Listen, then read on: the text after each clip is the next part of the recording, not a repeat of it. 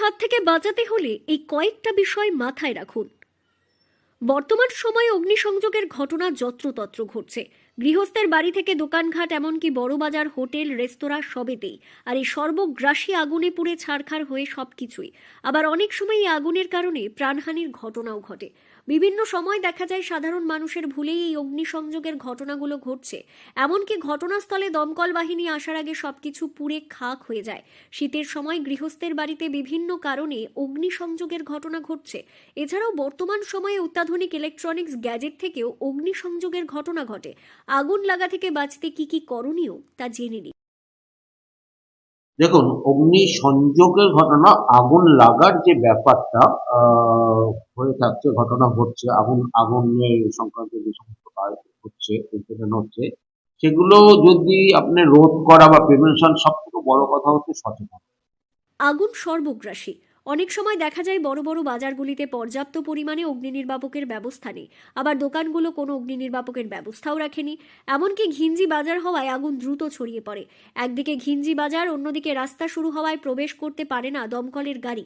আগুনের সর্বস্ব পুড়ে খাঁক হয়ে যায়। এছাড়াও গৃহস্থের বাড়িতে বিভিন্ন কারণে আগুন লাগে। মূলত দেখা যায় সচেতনতার অভাব। বর্তমান সময়ে অত্যাধুনিক ইলেকট্রনিক রান্নার জিনিসপত্র থেকেও আগুন ছড়ায়। বিভিন্ন অগ্নিকাণ্ডের সময় দেখা যায় শুধুমাত্র মানুষের মধ্যে সচেতনতার অভাব রয়েছে, যার ফলে ছোট আগুন বড়সড় অগ্নিকাণ্ডে পরিণত হচ্ছে। যেখানে আমরা আজকাল মডার্নাইজ যুগে আমরা বিভিন্ন ইলেকট্রিক্যাল অ্যাপ্লায়েন্স ইউজ করি, ইলেকট্রনিক্স অ্যাপ্লায়েন্স ইউজ করি, সেগুলো আপনার যদি সঠিক সাবধানতা অবলম্বন করে যদি আমরা ব্যবহার করি, তাহলে মনে হয় আমার আগুন মানে লাগার সম্ভাবনাটা অনেক কমে যাবে এবং আগুন লাগাটাও কমে যাবে। সেক্ষেত্রে আমরা অনেক সেফ। এ বিষয়ে পূর্ব মেদিনীপুর জেলার divisional fire officer Subhrangshu Majumdar জানান, আগুন নিয়ে মানুষের মধ্যে সচেতনতার অভাব রয়েছে। গৃহস্থের বাড়িতে রান্না করার গ্যাস এবং অত্যাধুনিক ইলেকট্রনিক রান্নার জিনিসপত্র থেকে আগুন ছড়ায়।